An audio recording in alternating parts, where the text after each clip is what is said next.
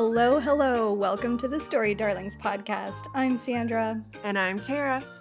Tera, who do we have with us today? So we have another special author with us today. Her name is Jade Kim Monsen, and we are talking about her book, which Sandra is showing. I've only got the audio, or not the audio, but the Kindle book. And you say it Nylos in the Cache, right? Yes, Nylos in the Cache, that's right. It's so pretty. It is pretty. Jade, was it last year that Milk and Blood was published?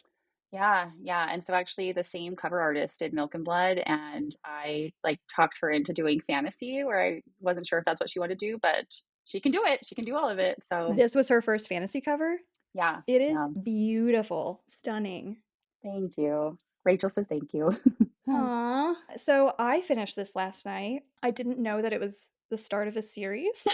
So I'm going to be asking, so when is that question? I know. Well, I'm going to point out that this one came out on August 5th, right? So we might have a little bit of a wait, Sandra, on a second book. Just throwing that out there because this one just came out. So I know it just came out, but Jade, how long has this book been in the works? Like, what was the inspiration behind it, really? Oh man, I've honestly been working on it for over a decade. The second book won't take that long, I promise. But this was like my first attempt at a book. So I literally kind of wrote in circles for a while, and love interest changed and things like that as I lived my life. So it's been a long time. And I actually think I was so afraid to publish it that I ended up writing Milk and Blood and publishing that first because I was just I don't know what to do with this one. So it took a second. Dipping your toe in. Mm-hmm. Yes. Yeah. How has your indie journey been as an author? I know that I feel like it's been so fast the last couple of years, but you've pretty much done every aspect of it, from cover to formatting to editing to searching for readers. So how has that been? Yeah, it's been full of surprises, and things that I thought would be easy ended up being difficult, and things I thought would be difficult ended up being easy.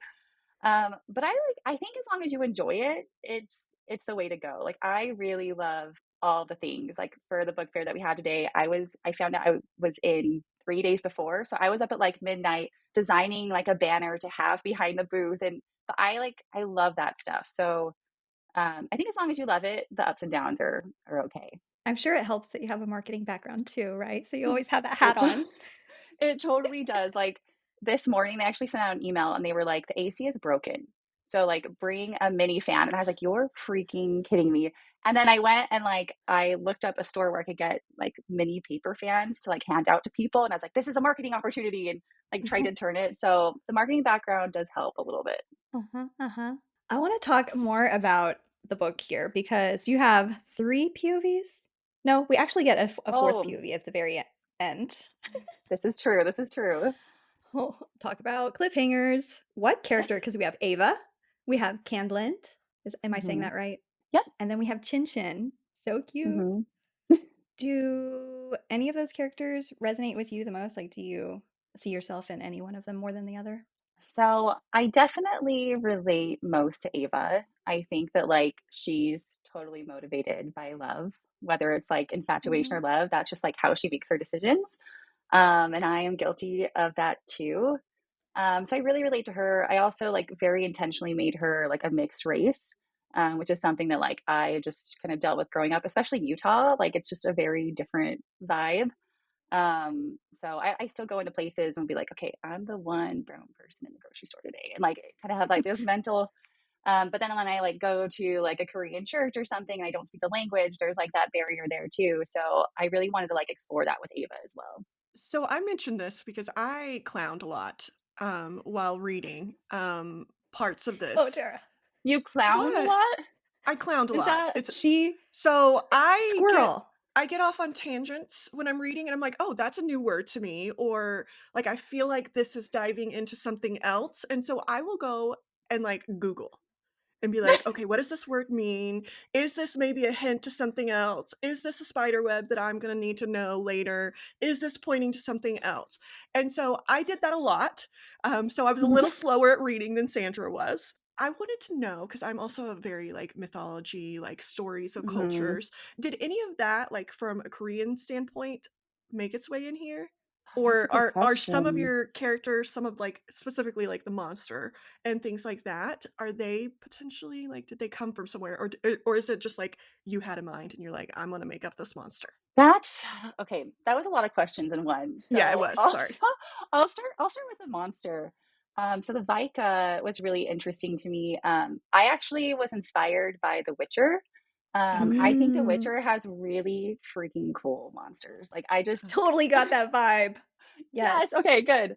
You're picking up what I was putting down. So I love like the lore, and I think that like I was just talking about this with my husband who like edited the whole thing, but like villains, I don't want it to just be a monster for a monster. Like I want there to be like even if it's just a small kind of aside, like an origin story of where they cut like they came from.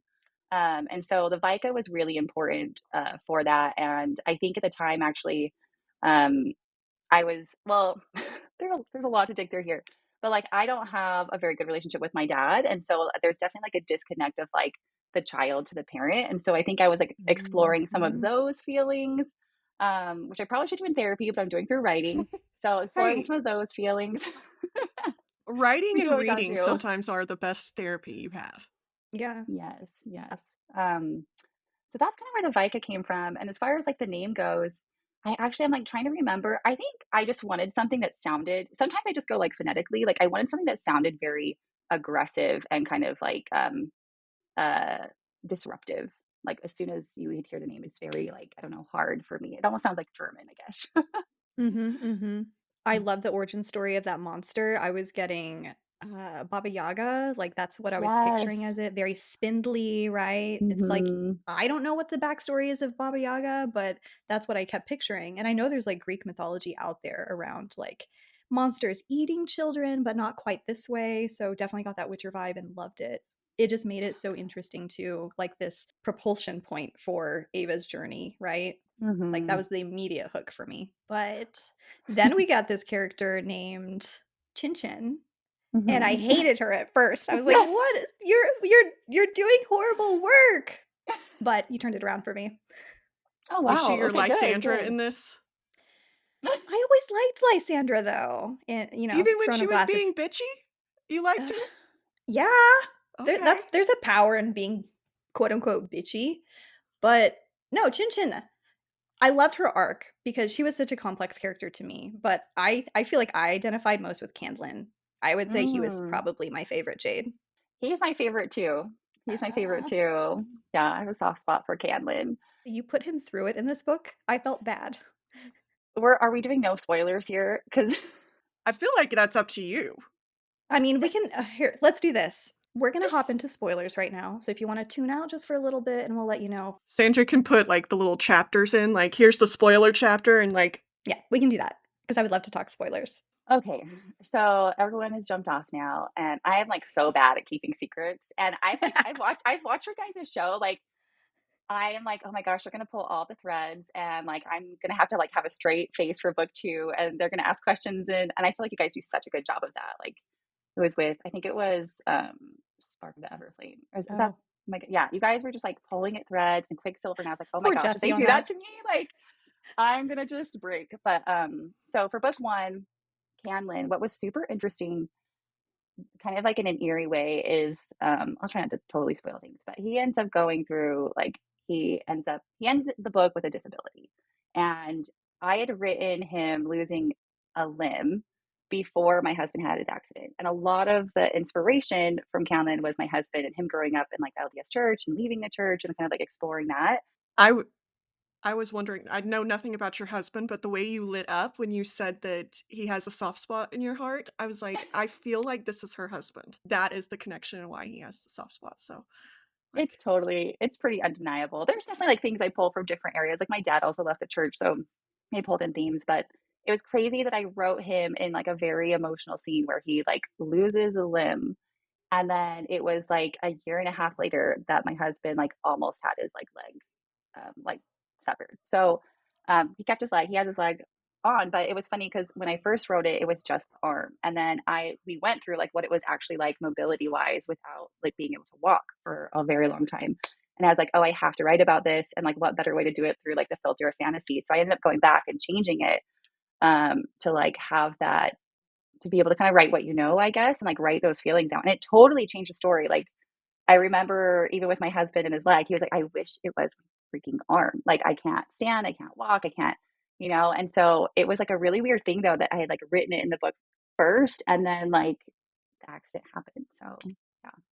Okay, so moral of this, because like I don't know, not jinxing things, but like don't write any more bad things for your husband, apparently. Yeah, then he wins the lottery in the next book. So Okay, so hopefully that also comes in for you. I mean, those scenes were so brutal. And as I'm reading it, when he's being worked on and helped by gears and he has Mhm. the spikes through his leg and stuff, I was like, "Oh, this seems so specific." I'm like, "Is it inspired by some stuff that happened?" I that's so tough. Okay, and I Yeah. know Gears isn't like a main character, but like as you were telling about Gears, and specifically there was a line of that he would never turn anybody away, but she knew he was overworked and stuff. I don't know. I felt a connection to Gears in that when Mhm. we're being introduced to him. Gears was a really fun character to play and or play. I didn't play him, but I wrote him. There's so much more to come for book two. So House of Hasek is on the map and it's like mentioned in book one. And a lot of book two will be in House of Hasek, which is kind of like the healing center for the cache. And so that's where we kind of mention like Gears has been, and he's kind of like there's a unsaid story there of like he left, he Mhm. like didn't agree, like did he get kicked out? I don't know. So there's a lot more of a story with Gears. And there were some hints to secrets because it Hmm. mentioned that like he had some of the secrets. I'm sorry, I went like rabbit holes on like, okay, what could these secrets be? Well, secrets and memory are also like a huge theme in the book. So like we have the mud walls and things like that, and they're very powerful. I guess is what I should say. Jade, this was such a cool world because I mean, at times it felt like straight up fantasy, but it also felt like that sci-fi infusion in it too, because you're talking about these black tablets, like these little things, and I'm like trying to wrap my mind around it. But then also when you're describing the world, there was like one reference to an hourglass and how walking through the sands, you're just like kind of Hmm. sucked through onto the other Hmm. side. Is that am I completely off my rocker? So is the tunnels like the middle where they join? Is that like what am I picturing Yeah. that correctly? Like help me visualize this. Yes. Yeah. So there, man, okay, let's answer your first question. So the tunnels is under is underground. It's very close to Questus, and it's usually like pitch dark. It's lit up by like neon flora and fauna. If you got some like almost nightclub vibes, that is Uh-huh. correct. And again, I'm gonna bring up like Utah, like in Salt Lake City specifically, like you have the church, you have like very modest society, like above ground, I guess I should say. And then in Salt Lake City specifically, like it's funny because as like conservative as Utah is, like Salt Lake City actually has like a very big population of like queer folks. Like there's a huge counterculture that exists in especially Salt Lake City, Utah County, not so much, but Salt Lake City. And so I wanted the tunnels kind of represent that like hidden counterculture to Questis and the blood and that religion. So it is actually like literally underground in the desert. And it is kind of like that first step northwest, southeast to Pagra. And so there's just like the location is very, I guess, being below the blood is very intentional. And then to your second piece, like it is super like juxtaposition with sci-fi and then fantasy, right? Like you almost have Questus, which I like imagine like more stone castles, like what you would think of in like fantasy. Pagra is very much that where they have like the black glass and it feels very much like a tech world. And I think that's one of the things that you can get away with for better or for worse when you self-publish, where I could totally see, traditionally they're like, is it sci-fi or fantasy? Choose one and like pick a world. We can't have, tablets exist next to horses and like swords and I can't have that. Like I have to include everything and I want it to be a world where, you can have like guns match up with swords and powers match up with, just all kinds of things. And so that was something where I was like, this may turn some readers off. It's not really, you're not really allowed to have like sci-fi next to fantasy in that way. And I did have some feedback where people were like, I don't know about this. And I was like, I do, and I'm going to do this I'm going to do this. And this is why I'm doing it myself kind of a thing. Yeah, that piece is so integral to the Hmm. story, I feel like. Chin Chin, I know I gave her a little bit of hate for the work that she was doing, but also, like, don't you feel like that's a woman's experience working in tech, right? Especially if it's for a company that she could give two shits about the work really and kind of questions the values of that, right? So in a Yeah. way, I'm like, oh, I'm so mad at this character, da da da. But also, I've done the same exact thing, basically. You know, You totally nailed it on the head. Like, woman in tech is totally chin chin, just like trying to figure it out and having to be like a boss woman and probably like the person I wish I was as a woman working in tech in some ways, but I'm not always that way. I'm just more like, kind of, I'll just go with the flow here. So um, she definitely, and again, I keep bringing up Utah. I didn't realize how much like the landscape, inspired the story. But we have like Silicon Slopes here, where all these tech people have come in, like in Lehigh, and like there's like totally a tech bro culture here. And so I didn't realize until afterwards, even though it's so obvious now, that it was like the tech world of Utah just like taking over there, and like everything was innovate, innovate, innovate. Like at the cost of anything, we're just gonna like move the needle. And I'm just like, I no, I feel you. Toward the end, when she's faced off with like the 100, I just kept picturing. I can't remember what gender these people were, but she was just facing off this big group of people, trying to capture her and get her back. And I was just like, oh, I definitely see the parallels there. On the topic of Chin Chin, I loved her relationship with Maya. mm-hmm, And then Rocky and Burns were also favorite characters. mm-hmm, The whole system of the owl and the power with kind of shuffling memory around and that being mm-hmm. locked up, I loved that. Yeah, I talked about this a little bit with like memory and Rocky's character. And I actually remember listening to another podcast, and I can't remember what it was, but they were talking about memory and just like it's so interesting. The more you like try to remember something, the like less true that memory becomes. Like every time you remember it, something Yeah. changes. And also like how traumatic experiences, like you can block them out entirely. Like just memory in real life is actually really crazy. And so, um, it's so funny how, yeah, real life facts and just kind of geeking out on that inspired the story. And so with Rocky, um, again, they all play like really big parts in the story, obviously, but I really wanted to do something with memory and keep that going. And I love Rocky's character because he's just 100% for the Nylos. And like, I love him so much. And he's actually based off of my friend who is a little bit like gave him that like rebellious nature. So once Mhm. upon a time, this is like very poor young broke Jade, like just struggling, and I like saved up for this typewriter that I named Tom, and he was a Hermes 3000, and I was just like so excited to write, and I spent all my money that I literally couldn't buy a pack of paper to like put inside the machine. So I had to like save up. And I was telling my friend about this. And we were actually like walking through this office building because my sister had a thing and we were there to like support her. She was doing some like radio thing. And then when we came out, he like pulled this huge pack of like paper out for my typewriter, and he had stolen it from the office just like walking through.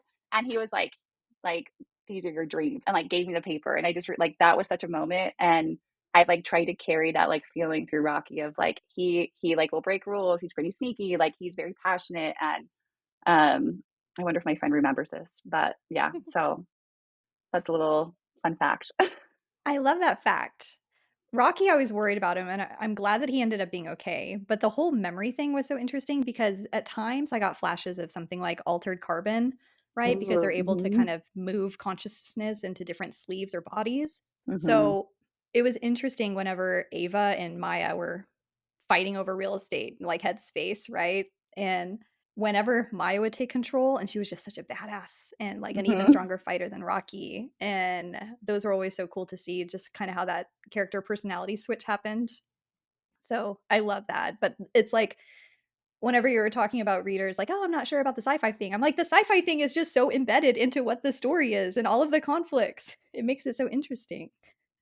Yeah, yeah. It was so fun to like have Maya and Ava together, and yeah, exactly like fighting for real estate. That's a really interesting way to put it. And I think that it's really interesting now because we leave the book. These are spoilers. I know. But I wanted to ask something, but I'm like, I'm not sure if this is a spoiler or if uh, it would require you spoiling. well, I just I'll give it to you. You don't have to You answer. ready? I'm like, no, I'm like, is Maya okay? Like, is she still is Maya in the room? Is she okay? Yeah. So, yeah, actually, I think that it's a good kickoff for book two. So, let me just say that I know exactly where she's going, and so does Okay. Chin Chin. Okay. So Chin Chin, she's always focused on Maya. That's her, similar to Ava in a way, but Chin Chin knows exactly where she's going. So Are they about to be roommates? Huh. I don't know. Okay, anyways. that's a fun way to put it. But another thing I'm so curious about is you've hinted at these differences between Keys Hmm. and Candland and how Hmm. they're identical but almost oppositely, I guess, their color palette and just the Hmm. energy that they give off, which is one of the reasons why I adore Candland so much because I feel like I see myself in him because I can be a bit of a downer. I feel like Hmm. when you're on a podcast and on social media, it's very quote unquote on, right? But Hmm. like me in day to day, very, very subdued, very deep and depressed and thinking about things. And you touched on the parent relationship earlier and how difficult those are. I know I have a very complex relationship with my parents. I know Tara has a complex relationship with her parents. So that like sucked me in too. But there were some interactions between Canlin and the queen, his mom, that absolutely gutted me because I Hmm. couldn't imagine if that was my child, like treating them that way and speaking to them that way. So I don't know. Camlin just stole like all the feels for me as a character. Me too. Me too. There's definitely like a balance too of like one, the father is very absent in Uh this huh. book, right? Like he doesn't show up, and we get like kind of flashbacks of him when Callan's thinking of him, and he has like pretty fond memories, I'd say, with a few exceptions.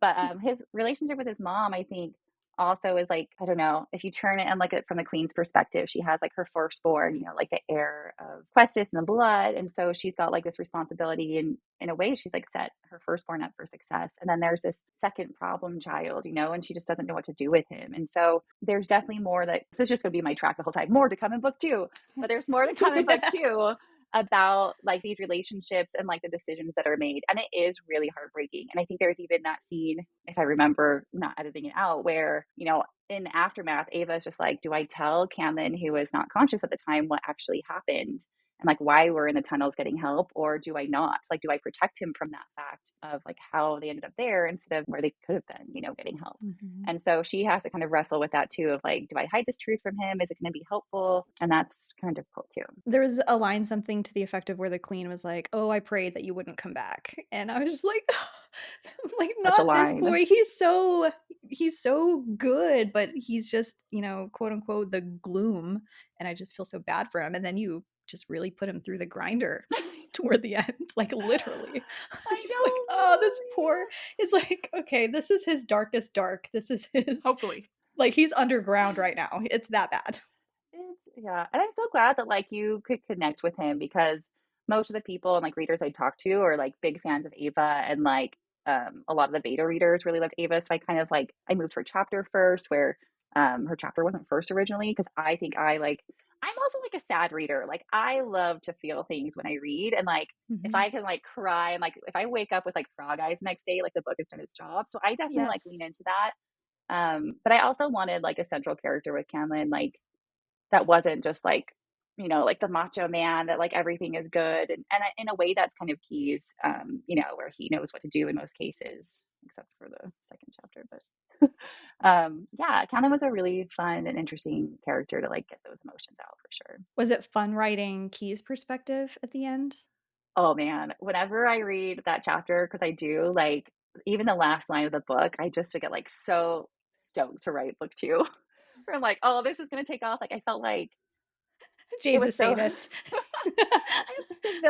the villains are just so fun. And I mean, like I say villain, and again, like if we like jump into Key's perspective, like he's just doing the best to like play catch up to like protect his kingdom in like in a strange way, but in a way that he knows how. And we don't know where he was, like, or we do know where he was, but we don't really know what happened while he was gone, which is kind of alluding to like starting or ending with Mhm, him in that mhm. chapter. And I think that will also be like a really fun kind of not origin story, but like explanation of like where he's coming from and like what's at stake. Okay, you mentioned Mm. writing a Mm. book too. How far are we in that?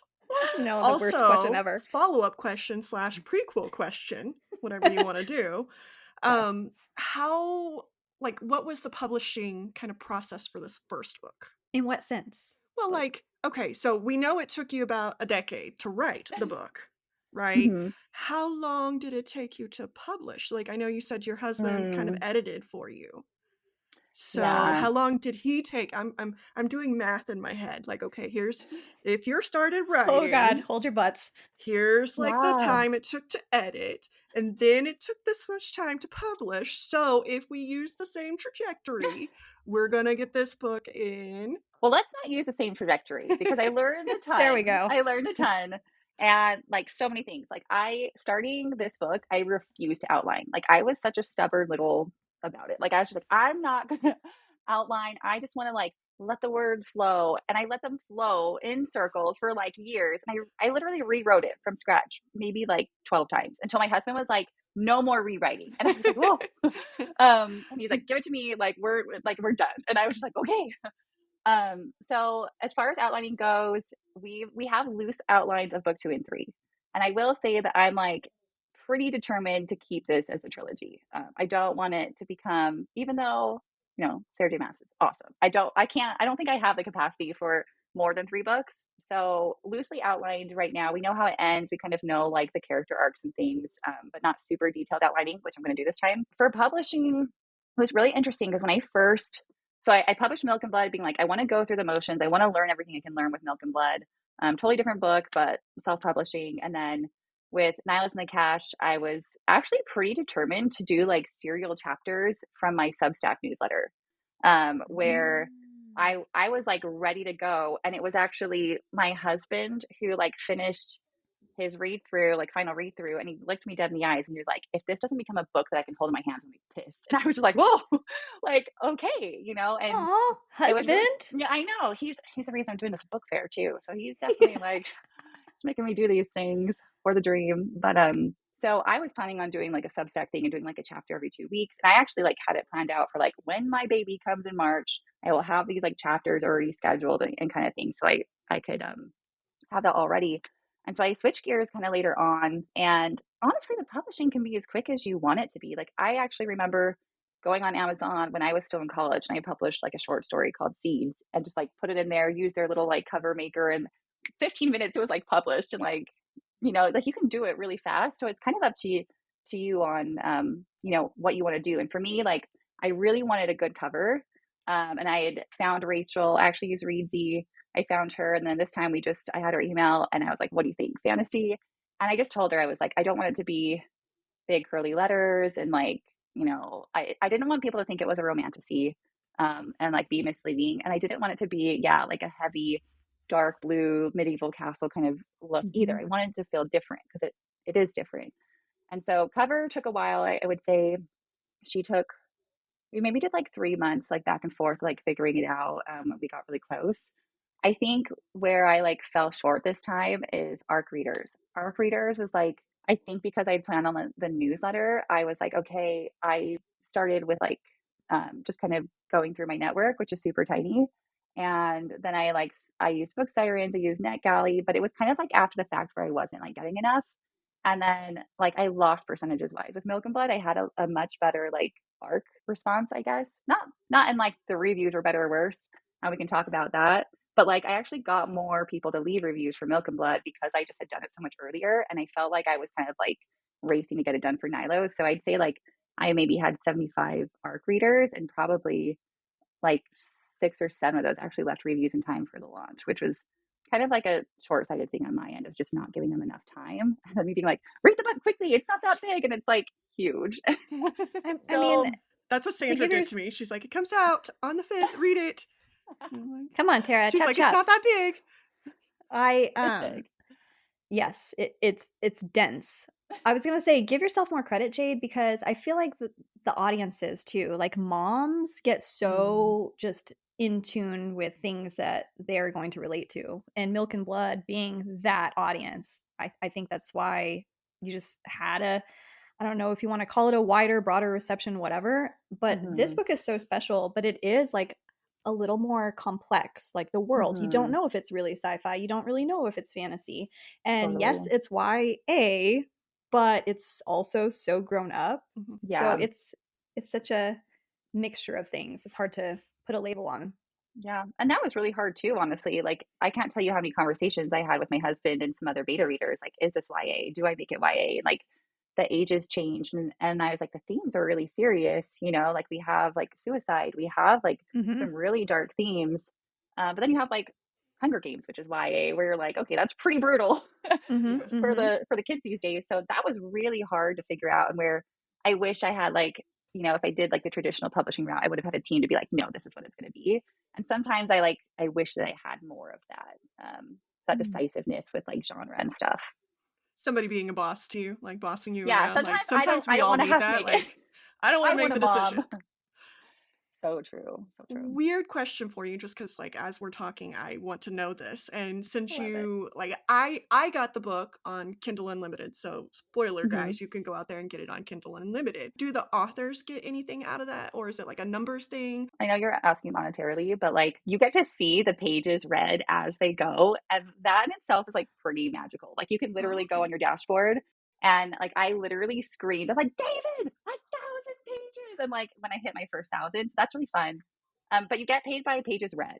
So Okay. which is really interesting. And so this is my first time trying Kindle Unlimited. I didn't do that with Milk and Blood. So this is another kind of experiment. But yeah, you get paid by pages read. And interestingly enough, it's also never exactly the same because it's based on like the the funds that come through memberships. So if you have like Oh. 100 people paying in the Kindle Unlimited, that will determine like the percentage you get from pages read. So it's always different, which means more math, which I hate. But I like understand the concept now. And honestly, I'm one of those authors that's just like just seeing people read is so fun for me. Like if someone came up to me and was like, "Give me your book," I'd be like, "Okay." Like I would just give it to them because I just be like, they want to read it. But it's definitely I had a moment too with actually Milk and Blood where I had like, you have the production cost of the book, you have the royalties of the book, and then you have what you take from the book, but then you have to pay for shipping to get that either to you to distribute, which I did with Nylos and Cash. And I did with Milk and Blood too for like my website sales. And I was like doing the math, and I'm an English major. So I was like, okay, this seems right.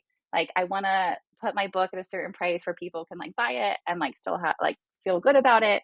And then it was like a few months in, this is such an embarrassing story, where I had assumed that they, that like the royalties that came out of the book, Milk and Blood, like I didn't know that they didn't take into account the like production costs first. So I was actually losing money on each sale. And I was like, I don't know why like authors don't just like put their book at this price. Like I'm still making like a good $5 off of each book. I love you. And I was like, no, no, no, no. And so I literally like I had this was a Milk and Blood mistake. I like came into again, I keep mentioning my husband. I was like, I've been losing money. And he's like, I know, like you're gonna like right now you're investing and like later on when you have a Oh, catalog. I was like, David. no. I was like, every sale I've been losing money on top of the money I put into the book. And we like looked at the numbers and he's also an English major, but he's much better with math. And I was just like, and he's like, oh yeah, you've been losing money on every sale. And I was like, ah. So I had to throw my prices up. And I was like, these are why books cost this much because they're doing the math correctly. And I'm not smarter than any of them. So that's just like one of those like funny, like self-publishing moments. Like now I can laugh about it, but I Uh-huh, literally uh-huh. cried when I like first started. I was like, Oh, I Jade. literally, but it's funny now. It's funny now if I don't think about it too Yeah. much. So Jade's crash course in indie publishing. Yeah, because you had like the hardcover editions too for Milk and Blood. I remember those are so yeah. nice. So fun. Doesn't I know you talked about and David was like, no, publishing is a serial, but Amazon, don't they have a serial platform as well? Was that the one you would have considered if I I probably would have just gone with my newsletter on Substack because actually a lot of the pricing too, like if you paid subscribers, and I would have made it optional. That was like my plan, like free for everyone. If they Yeah, want to yeah, pay, yeah. they can. Because I just want people to read. I just want them to read my book.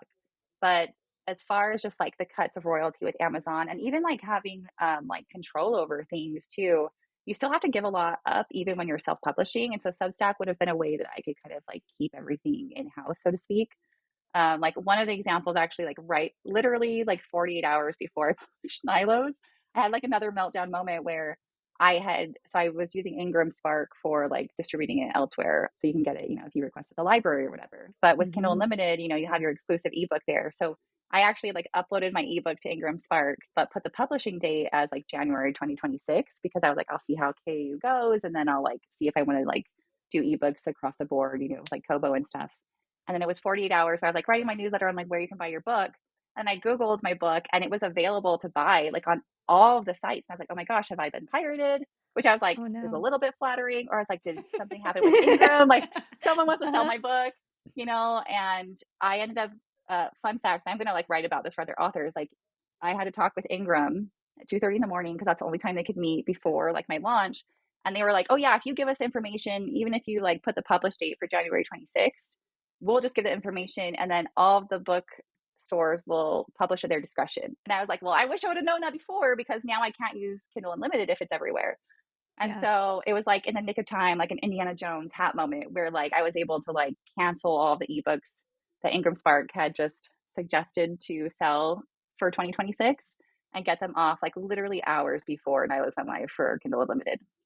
And I wouldn't have had to worry about that with Substack and a newsletter. It all ended up being okay. Mhm, mhm. That it That's did. very interesting. You do so much, Jade. Like, you are so on top of things with your newsletter and writing and momming and working. I don't know. I don't know how she keeps this all straight. And then you said you didn't even outline the book. I'm just like, what? My What? my story, if I didn't outline something, like I'm not a writer. I would not be able to do that. I would give myself such anxiety in the first place. It would not be a coherent story at all if I did not outline. Mine wasn't. Like mistakes were made and yeah, there's a lot going on and it's a lot to balance, but I think writing is also like so therapeutic for me that like it Yes. just happened. As someone like I have the background where I was like forced to play tennis and like it was supposed to be a profession for me and it's really interesting to like be kind of like competing at a high level there where it's not actually you choosing versus like you're choosing to do something. Like somehow there is always time and all that to say, like right now, while we're on this podcast, my husband's watching our two kids. He's going to be like bringing my newborn to me every 3 hours of the book fair so I can feed her. Like he literally, like he deals with, if the oil needs changing, like he has a mental capacity and like the invisible work that happens for me to like be on this podcast and like have my makeup on and be talking about the book. Like it would Yeah. not be possible without a team. And my sister is even like getting the booth ready at the book fair right now. So Oh, it is not it's a alone. family It is effort. not just me. It is, yeah, it is not alone. To answer Tara's original question, just give Jade a couple of years, and it sounds like she's going to be doing a mixture of, pantsing and plotting because you have sprinkled in a lot of plot threads in the first Mhm. book because we didn't even have time to talk about the Earth stuff, Yeah. which I'm Yeah. very curious about. So I can't wait. Okay, I have one final question, and it should be fairly quick, but I'm Yeah. asking this of everyone because I find this very interesting. Okay, if this were to become a movie or a TV show, who would you cast? Okay. Well, I already know. So my sister who lives in LA is an actor and she would murder me if I didn't say Dia Oh, Frampton for one of the roles. okay. Like literally, she's There you actually go, like Dia. reading my book now. She just finished like another short film and she was like, I'm gonna see like, where it could cast. She's like, oh, the budget's gonna be way too much for this book. It's fantasy. And I'm like, okay, well, you deal with it. But I definitely like actually for Camden, it's funny because I like looked at like different pictures and had like character profiles. I do like little presentations, and it was like I was a very young like Newsies Christian Bale Ooh, for okay. Camden that I Oh, had.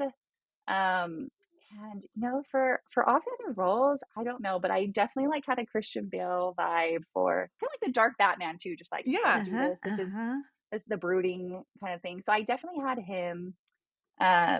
Yeah, I guess my sister could play Ava, but we'd have to do some like flashback situations for that. Yeah, that's really, I do know though that I would love like I'm gonna like butcher his name. I would love a Taika Waititi to direct like and create my movie. That would be that him or Christopher Nolan would be amazing. But whatever, it's fine. Just Yeah, yeah. if he's listening. I have an idea for you. Yeah.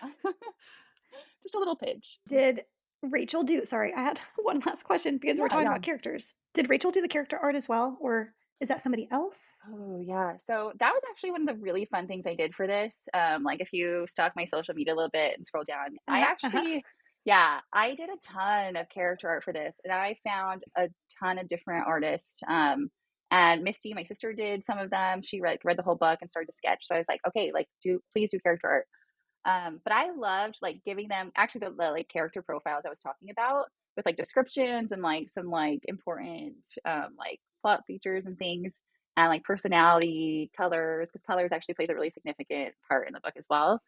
And I had different artists just that I found a lot on like threads and social media. I did like a formal just like search for an artist on Reddit. And I found, I think, like almost like 10 different artists that I worked with that went through. And I was like, this is the character profile. You do what you think you would see from here. And it was so fun to see like the different depictions of the flying axolotl, like the different depictions of Ava. There was Chin Chin. And it's so funny because I think in like my notes, I was like, Chin Chin's hot. So like make her hot. And like just different things like that. I remember with Camden, I was like, there's a scar on his hand. This is like very significant. Like, make sure that that's visible. So, um, that Mm. honestly is probably the most fun part of it is like working with artists and like going that route. I didn't like actually have, I mean, there's Ava on the cover, and Rachel and I actually, the like second part of the, the, I guess, one of the final covers that we were looking at was just like Ava's face and like a very like direct, like visual look of her. Mhm. And I think that we decided to like back away from that because I really didn't want, to like prescribe how Ava looked to readers. I think that's the hard thing with like illustrations and things when it's like on the cover is like I remember your guys' podcast with Quicksilver and like the cover. I'm like, that was not Kingfisher. Like that was not who we were thinking of. And I actually like I had an audiobook. So when you guys were sharing the cover, I was like, what? Like that's the cover? And I like hadn't realized it. So I think like there's like a risk and like the man in the cover is beautiful, like great artwork, but also like not what I was expecting at all. And I didn't want to do that with Nylos. Yeah, Tara can be very brutally honest on things like that, whereas I'm like, "Oh, it's Hey, you were fine." brutally honest on that too, I said okay? it wasn't my thing, but you were just like, "Let's talk about the cover." I'm like, Like, "Okay, guess we're not inviting her on the podcast anytime Hey, soon." she knows that that's not what readers pictured. beautiful Yeah. man, a beautiful cover, It but was a just like beautiful not what cover. I had in my Yeah, mind. It yeah. Yeah. just it No, just this was no. perfect, and it's giving, like, some Dune, too. I It's also Yeah, like the amazing. like the opalescence of the sky. Mhm, mhm. yeah. It was That's like it worked out so well because like rainbow and again like colors are really important to the story and kind of speak to like the magic. So yeah, the map. So the map too. My coworker, my old coworker, we used to work together. He's like a serial hobbyist, is what he says, Michael Harrington. And I literally emailed him afterwards, and I was just like, "Dear Michael, are you interested in putting your hobby towards like to the test?" And he did such an amazing job. He did that for fun while having his fourth kid. Like he was so busy and he still did it, and I'm like blown away. And everyone's like, "Oh, Jade, you have a map. Like you're writing a legit fantasy book." I'm like, "Yes, that's what I'm yes. going It's for." legit. It's a Yeah, legit book, it's a legit story with legit characters, and this map is amazing. yeah, he What did was his name awesome. again? Michael Harrington. Yeah, Alright, shout out Michael Harrington. yeah, yeah. Really good. Jade, as we wrap up, where can listeners find you to learn more about your forthcoming work and check out, Milk and Blood and get a copy of Nylos? Yeah, so you can always. I'm like trying my best on TikTok and Instagram. So Jade Kim Monsen is where I'm talking about everything.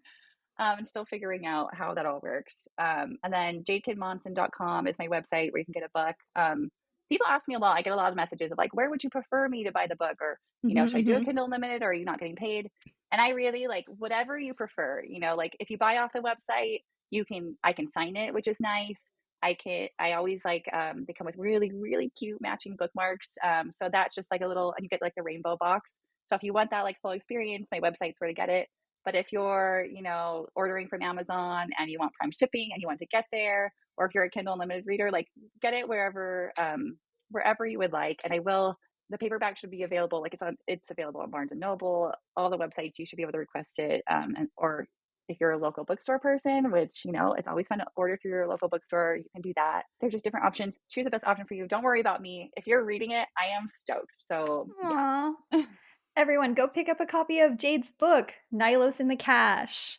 And she is about to go jet off to the Salt Lake City Book Fair, right? yeah, Is that the yeah. one? That's where I'm going. You will have survived your first book fair experience and your podcast Yes, interview. that's so Yay! true, yeah, and thank you guys so much for having me. I literally, like, I'll listen to you guys while I'm, like, doing the chores or watching the kids, and our reading lists are very similar, so I'll be like, "Oh, they're reading Quicksilver, this is awesome," or, like, they're reading so I love seeing you guys read, and I listen to you guys and laugh with you guys, and I'm so glad that you guys didn't, like, go hard on me for spoilers because I would have broken so quickly. I would have been like, "Here's what happens in book 2."